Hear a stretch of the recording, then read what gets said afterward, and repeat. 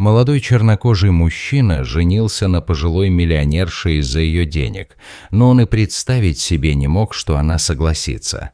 Элеонора Стэндиш не была обычной 70-летней женщиной. С пронзительными лазурными глазами и копной серебристых волос, не спадавших каскадом на спину, она обладала царственностью и грацией женщины, повидавшей мир и умеющей рассказывать истории. Миллионерша, сделавшая все сама, Элеонора построила империю благодаря твердости духа, целеустремленности и непревзойденной деловой хватке. Ее огромный особняк был полон антикварных вещей, каждая из которых хранила свою историю, а в ее гардеробе были бренды, о которых большинство могло только мечтать. И все же, несмотря на все богатство и пышность, она чувствовала глубокое одиночество, которое окутывало ее как плащ. Каждые выходные Элеонора посещала различные художественные галереи, погружаясь в творчество и ища утешения в работах художников разных эпох. Именно во время одного из таких посещений необычной галереи в центре города в жизни Элеоноры произошел неожиданный поворот.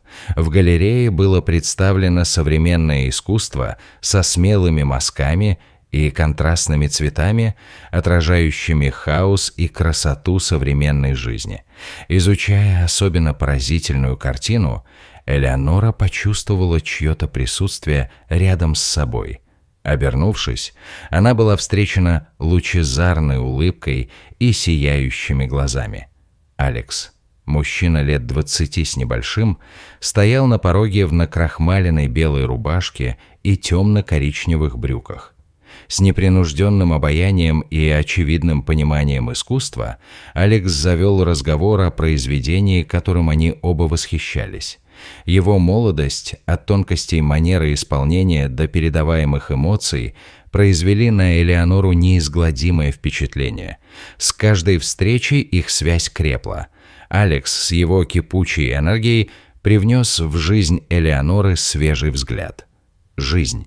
Он рассказывал о своих приключениях, о странах, в которых побывал, и о мечтах, которые были ему близки. Его смех был заразителен, и вскоре Элеонора почувствовала, что очарована его обаянием.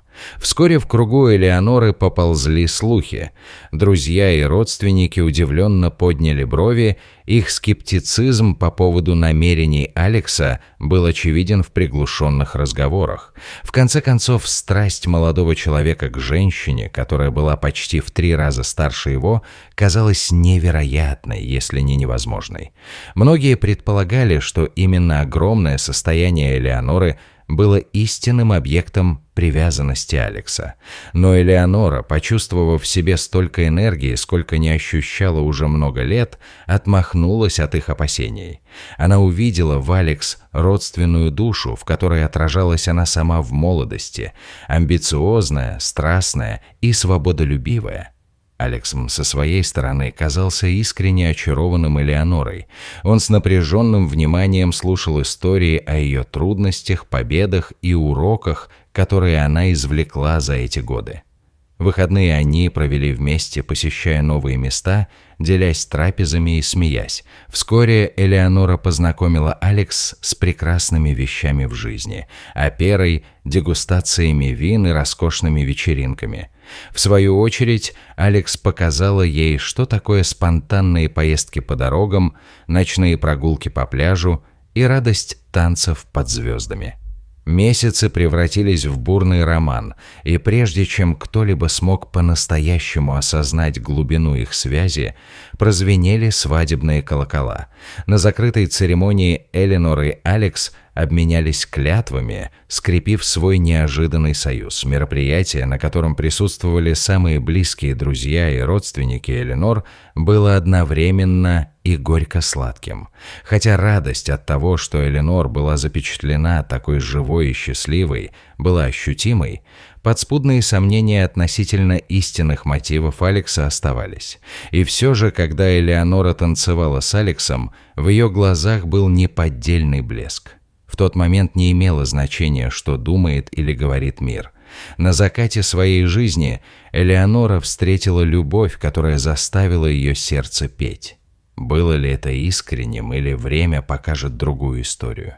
На данный момент Элеонора наслаждалась сиянием своего вновь обретенного счастья. Клара знала Элеонору более 4 десятилетий. Они вместе прошли через все. И через взлеты успеха, и через горести разбитого сердца, и через бесчисленные трудности. Недавний брак Элеоноры с Алексом всегда беспокоил Клару. Разница в возрасте, спешка и слишком безупречное поведение Алекса заставили Клару проявить защитные инстинкты. Решив проверить свои подозрения, она обратилась к осторожному частному детективу, известному своим безупречным послужным списком. Дни складывались в недели, а Клара ждала, затаив дыхание. Следователь, жилистый мужчина по имени Ричард, наконец пригласил ее на встречу в тихое кафе. Ричард подвинул к ней через стол досье, предупредив Клару о его содержании. Когда она перелистывала страницы, заполненные фотографиями и заметками, краска отхлынула от ее лица. Доказательства были неопровержимы. Алекс вел двойную жизнь, одновременно встречаясь с более молодыми женщинами за спиной Элеоноры. Вооруженная этой информацией, Клара однажды вечером столкнулась с Алексом в баре, который он часто посещал. Тусклое освещение и приглушенная музыка, играющая на заднем плане, резко контрастировали с интенсивностью противостояния. Голос Клары, хотя и тихий, был полон гнева. «Как ты мог так поступить с Элеонор? Она заслуживает лучшего, чем твой обман». Смех Алекса был холодным, пренебрежительным. «Элеонора – старая женщина, живущая в сказке», – ухмыльнулся он, делая глоток своего напитка. «Я составляю ей компанию, а она дает мне почувствовать вкус хорошей жизни. Это честная сделка». Угроза Клары, что Элеонор узнает о его изменах и их последующем разрыве, похоже, его почти не задела. Он покинул бар уверенной походкой, полагая, что у него все под контролем. Но ситуация начала меняться. То ли из-за его чрезмерной самоуверенности, то ли из-за простой небрежности, поведение Алекса становилось все более непредсказуемым. Он мог исчезать на несколько часов без каких-либо объяснений, а когда его допрашивали, его оправдания были в лучшем случае неубедительными. Он не отрывался от своего телефона, охраняя его с новой для Эленор яростью. Слухи о его любовных связях достигли ее ушей, и однажды вечером Эленор случайно обнаружила под кроватью сережку, украшение которого у нее не было. Осознание этого было подобно удару под дых. Эленор доверилась Алексу и открыла ему свое сердце и дом, а в ответ он предал ее. Но Элеонора не была наивной девицей. Она и раньше сталкивалась с трудностями. И это было просто еще одним испытанием, с которым ей пришлось столкнуться. Полная решимости защитить свое имущество и достоинство, она обратилась к Сэмюэлю. Сэмюэл, седовласый мужчина с проницательным взглядом, был адвокатом Элеоноры более 20 лет. Их связывали узы доверия и взаимного уважения. Действия. Пока Эленор рассказывала свою историю, выражение лица Сэмюэля оставалось непроницаемым. Однако легкое сжатие его кулака было достаточно очевидным свидетельством его ярости из-за нее. «Мы справимся с этим», – заверил Сэмюэл Эленор, изложив стратегию, как обезопасить ее состояние и разоблачить Алекса как мошенника. Эленор, укрепленная поддержкой Сэмюэла, приготовилась к предстоящей битве. История о женщине, которую презирают, очень сильна, но история о женщине, которую предали, которая предпочитает стойкость отчаянию и действия слезам, еще более сильна.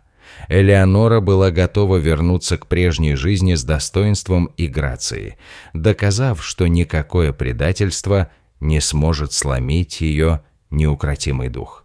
В кабинете Сэмюэля отделанном деревянными панелями и уставленном книгами по юриспруденции, два старых друга устроили мозговой штурм. Атмосфера была тяжелой из-за обиды Эленор и жгучего стремления Сэмюэля к справедливости. Практика. У Сэмюэля с его многолетним опытом работы были связи в высших эшелонах власти города, вплоть до его тенистых переулков. Они должны были действовать методично и тщательно. Первым делом на повестке дня были доказательства. Сэмюэл связался с Ричардом, следователем по делу Клары. Задействовав его ресурсы и объединив их с собственной сетью Сэмюэла, они начали собирать по кусочкам компрометирующий портрет Алекса. Ночные клубы, отели и даже поездки на выходные. Каждая встреча тщательно фиксировалась. Связи Сэмюэля в мире технологий помогли им получить доступ к записям с камер наблюдения, а несколько взяток обеспечили получение показаний от некоторых знакомых Алекса. Каждая улика была скопирована и хранилась в надежном месте. Элеонора со своей стороны безупречно играла роль ничего не подозревающей жены. Она изображала довольство собой, стараясь, чтобы Алекс ничего не заметил. Их публичные выходы сопровождались лучезарными улыбками Эленор, хотя ее сердце сжималось при каждом тайном взгляде, который Алекс бросал в сторону другой женщины. Все это время она проводила вечера в самоанализе. Мысли Элеоноры вернулись к ее ранней жизни, к тяжелым годам в приюте после того, как ее бросили в младенчестве, к воспоминаниям о холодных ночах, скудном питании и редкой доброте персонала, которые сделали ее такой жизнерадостной женщиной, какой она стала. Именно этот сиротский приют был основой ее силы и решимости. В момент просветления Эленор сделала решающий выбор. Она позвонила Сэмюэлю, и они встретились в сиротском приюте, ныне ветхом здании с облупившейся краской, но все еще хранящим мечты и надежды многих детей. Стоя там, под звуки невинного смеха, Эленор объявила о своем решении завещать все свое состояние этому учреждению. Сэмюэл, как всегда дотошный юрист, начал процесс пересмотра ее завещания.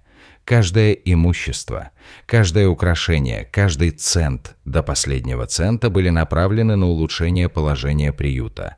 Эленор почувствовала прилив тепла, зная, что ее с трудом заработанное наследие теперь проложит путь к светлому будущему. Однако на этом все не закончилось. Сэмюэл предложил план настолько дерзкий, что у Эленор перехватило дыхание. Посмертное откровение. После смерти Эленор они собирались устроить грандиозное мероприятие под видом чтения. Приглашения будут разосланы друзьям, родственникам и сливкам общества. Доказательства предательства Алекса будут выставлены на всеобщее обозрение, лишив его не только состояния Эленор, но и видимости порядочности. Дни превратились в недели, и план был приведен в действие. Каждая деталь была проверена и перепроверена дважды. Были проведены отдельные репетиции, чтобы гарантировать, что окончательное раскрытие информации пройдет гладко. Завершающей частью плана было сердечное письмо, написанное Элеонорой, в котором она выражала свою благодарность приюту и надежду на будущее. Письмо заканчивалось трогательной запиской для Алекс, в которой подчеркивалась ценность любви, доверия и честности. Стратегия, хотя и была тщательно продумана, отражала дух Элеоноры. В ней сочеталось ее желание сохранить свое наследие с несгибаемой волей противостоять обману. Столкнувшись с предательством, она выбрала силу, стойкость и долговременное воздействие, гарантируя, что предательство Алекса не просто будет раскрыто, но и останется в памяти на долгие века. Начало дня выдалось мрачным, что отразилось на сердцах городской элиты, готовившейся попрощаться с одной из самых знаменитых фигур города. Кончина Элеоноры была внезапной и повергла многих в шок. Ее особняк который был свидетелем бесчисленных грандиозных событий, теперь стал центром меланхоличного сборища. Вдоль подъездных дорожек выстроились роскошные автомобили, когда высокопоставленные лица, бизнес-магнаты и близкие друзья прибыли в своих лучших нарядах. Сад особняка превратился в море белых элегантных стульев, навесов и лилий повсюду. Воздух. Тихие печальные мелодии, звучавшие на заднем плане, добавляли торжественности событию. Посреди толпы стоял Алекс, одетый в безупречный черный костюм. Он вел себя как идеальный скорбящий муж, однако его глаза говорили о другом. Время от времени он оглядывался по сторонам, оценивая реакцию присутствующих. Он обменялся несколькими словами вполголоса, торжественно кивая и принимая соболезнования. Но за этой маской скрывалось нетерпение Алекса. Он с нетерпением ждал оглашения завещания Элеоноры, уверенный, что вот-вот станет очень богатым человеком. Когда надгробные речи закончились и присутствующие отдали последние почести, Сэмюэл поднялся на трибуну. Среди собравшихся воцарилось напряженное ожидание. Многие знали о тесных отношениях Сэмюэла с Элеонорой и очень интересовались содержанием ее завещания. Сэмюэл начал с того, что поделился личными историями о своих давних отношениях с Элеонорой, нарисовав яркую картину ее грации, силы и стойкости. Затем, глубоко вздохнув, он подал знак команде ассистентов. Ожил проектор, отбрасывая свет на большой экран позади него. Затем был показан монтаж, от которого у зрителей перехватило дыхание. На всеобщее обозрение были выставлены фотографии Алекса с другими женщинами, видеозаписи их тайных свиданий и свидетельства об этих связях. Сад, который несколько мгновений назад был наполнен тихим шепотом и всхлипываниями, теперь оглашался вздохами недоверия и шепотом шока. На снимках крупным планом видно, как краска отходит от лица Алекса, а его уверенное поведение рушится. Каждое свидетельство было ударом кинжала, разбивающего его внешность. Как только разоблачительный монтаж закончился, Сэмюэл с выражением стальной решимости на лице приступил к чтению пересмотренного завещания Эленор. Он рассказал о ее решении оставить свое огромное состояние, недвижимость, драгоценности и даже свой дорогой антиквариат тому самому сиротскому приюту, который когда-то был ее домом. Мечты Алекса о богатстве улетучивались с каждым словом, оставляя его ошеломленным. Затем Сэмюэль достал конверт, личную записку Элеоноры к Алексу. Прочистив горло, он прочитал: «Алекс, в моменты нашей любви я видел надежду, но твое предательство преподало мне ценный урок. Настоящая любовь бесценна. Научитесь ценить ее». Послание было проникновенным, в нем сочетались печаль и предостережение. В конце церемонии многие присутствующие качали головами, обсуждая услышанное вполголоса. Алекс, когда-то уверенный в себе, теперь выглядел подавленным. Элеонора выглядела подавленной. Он быстро вышел, избегая взглядов толпы. Его мечты о роскошном будущем рухнули, а репутация разлетелась в клочья. Похороны Элеоноры стали легендой в высшем обществе не только как прощание с любимым человеком, но и как наглядный урок о последствиях жадности. История Элеоноры была опубликована и пересказана, что стало свидетельством силы женщины, которая даже после смерти стойко противостояла обману, укрепляя вековую веру в то, что истинная любовь и честность намного перевешивают очарование богатства.